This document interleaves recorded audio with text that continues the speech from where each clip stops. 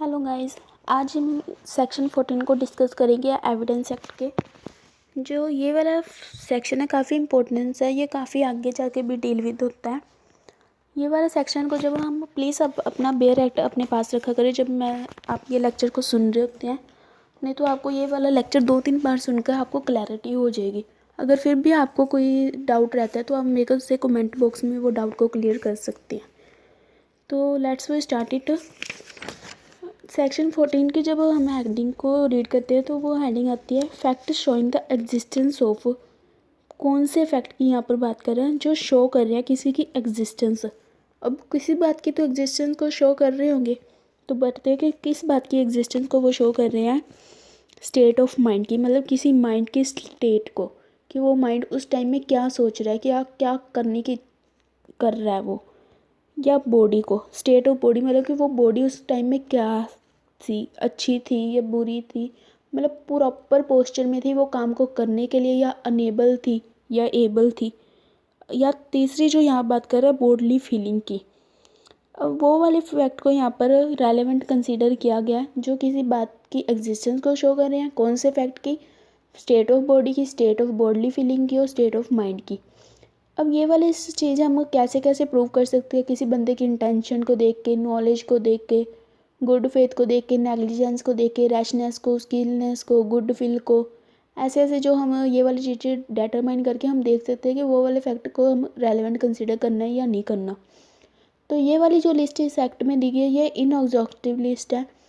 अब मैंने कई बार मेरे को प्रॉब्लम आती है, मैंने कई बच्चों से सुना है कि उनको एग्जॉस्टिव और इनएग्जॉस्टिव का मीनिंग क्लियर नहीं होता। तो मैं बताती हूँ कि एग्जॉस्टिव का जो मीनिंग होता है ना वो है कि मतलब कि ये जो चीज़ लिख दी गई है ना, इससे बाहर वाली चीज़ कोई और नहीं आएगी, कोई और एडअप नहीं होगा। अगर जहाँ पर इन एग्जॉस्टिव या नॉट एग्जॉस्टिव वर्ड आ जाए तो वहाँ पर कोर्ट खुद को डिस्क्रिशन आ जाती है उस चीज़ में कुछ ऐड करने के लिए। इसी तरह ये वाली चीज कोर्ट को डिस्क्रिशन है कि मतलब intention, knowledge, goodwill, negligence, rashness, ill will, goodwill, इन सभी को छोड़ के किसी और से भी जो फैक्ट हमारा प्रूव हो सकता है, bodily feeling, state of mind या कुछ भी प्रूव हो सकता है, तो वो वाली चीज़ को यहाँ पर वो रेलेवेंट कंसीडर कर सकता है। इसको पहले हम अपनी एग्जांपल से समझते हैं। पहले अपने एग्जांपल से करने के पहले ना इसकी हम एक्सप्लेनेशन को क्लैरिफाई कर लेते हैं ताकि आपको एग्जांपल में कोई प्रॉब्लम ना आए। अब जब हम इसकी एक्सप्लेनेशन 1 पढ़ते हैं तो वो बात कहते हैं कि जो एग्जिस्टेंस हो रही है ना वो ऐसे जर्नल नहीं होनी चाहिए, कि जर्नली शो नहीं कर देना चाहिए कि हाँ भी ये बंदा ऐसा है तो जर्नली हो रहा है, पर वो किसी रेफरेंस होना चाहिए, किसी पर्टिकुलर मैटर की जो क्वेश्चन में है उसके रेफरेंस में जो एग्जिस्टेंस वो वाली होनी चाहिए। और जब इसकी एक्सप्लेनेशन जो 2 है ना वो काफ़ी इंपॉर्टेंट है, वो काफ़ी एमसीक्यू में भी आती है, काफ़ी कॉम्पिटिटिव एग्जाम के। इसमें 2 चीज़ों को ना रेलेवेंट कंसीडर किया गया। एक तो प्रीवियस कमीशन ऑफ क्राइम और प्रीवियस कन्विक्शन। अब प्रीवियस कमीशन और प्रीवियस कन्विक्शन किसका? अक्यूज्ड पर्सन का। किसका? अक्यूज्ड पर्सन ने जो प्रीवियस कमीशन किया, प्रीवियस क्राइम किया, उसको यहाँ पर रेलेवेंट कंसीडर किया जा रहा है। एक तरह की ये जो ना एक्सेप्शन है जनरल रूल की। जो जनरल रूल क्या कहता है कि एक जो सिमिलर फैक्ट है ना कि वो वाले ना एकदम रेलेवेंट नहीं माने जाते। वो रेलेवेंट ना मानने का ना कुछ रीज़न है, वो हम यहाँ पर डिस्कस करते हैं। अब जो सिमिलर फैक्ट है पहले वो समझते हैं। एक फैक्ट को ना सिमिलर तब दूसरे फैक्ट से कहा जाता है जब वो फैक्ट इन इशू जो है ना उसका सिमिलर हो। मीन्स कि ए ने चोरी किया, ए ने नोट पकड़ाया, ए ने कुछ डॉग ने ए के डॉग को बी ने काटा, तो ऐसे ही चीज़ जो हुआ ना दूसरी साइड हुआ हो उसी पर्सन से, कि ए ने पहले बी को मारा था, तो इसका सिमिलर फैक्ट क्या होगा? ए ने सी को भी मारा था। एक डॉग ने बी को बाइटिंग की, ए बी ने काटा, तो सिमिलर फैक्ट क्या होगा? ए के डॉग ने आगे बी को नहीं सी को भी काटा था, डी को भी काटा था, बाइटिंग की थी। ये वाली जो है सिमिलर फैक्ट कंसीडर किया जाता है। तो ये कुछ जनरल प्रिंसिपल नहीं है कि एविडेंस की सिमिलर फैक्ट नहीं रेलेवेंट नहीं होगा या रेलेवेंट होगा। अब ये एक केस है Markin versus attorney general for New South Wales. Markin versus attorney general for New South Wales 1894 का। इसमें ना कुछ रीज़न बताएंगे हैं कि हमने एक्सक्लूज़न क्यों करते हैं सिमिलर फैक्ट्स की, कि हम सिमिलर फैक्ट को क्यों एक्सक्लूड करते हैं। इसमें जो पहला रीज़न वो है कि जो मान लो कि अगर हम सिमिलर फैक्ट को कंसीडर करके चलेंगे तो उसमें कोर्ट को ना सीधा सीधा एक जज को जो वहाँ पर बैठा होगा ना, उसके माइंड में एक सेटअप सा हो जाएगा कि हाँ यार, कि अगर एक अक्यूज्ड ने पहले भी ये क्राइम किया ना, तो हो सकता है उसने ये क्राइम भी किया हो। कि मान लो कि एक बंदे ने सी को मारा है, तो ये भी क्लियर है कि ए उसको बी को भी मार सकता है। तो वो डायरेक्ट कंक्लूजन पर पहुंच जाएगा without going into the details. मतलब कि वो ज़्यादा अंदर एविडेंस के पर नहीं जाएगा, वो सीधा एक थोड़ा सा उसके माइंड में ये सेटअप से हो जाएगा। इसलिए जो सिमिलर फैक्ट है ना, उसको यहाँ पर एक्सक्लूड सा किया जाता है। और जो इसका दूसरा सेकंड रीज़न यहाँ पर आता है कि मान लो कि हर एक का केस है ना, वो अपने वैल्यू, अपनी एविडेंस पर होना चाहिए। वो दूसरों के एविडेंस, दूसरों केस के पे डिटरमाइन नहीं करना चाहिए उसको, अनलेस वो दूसरे केस की जब उसकी प्रोबेबिलिटी वैल्यू हो।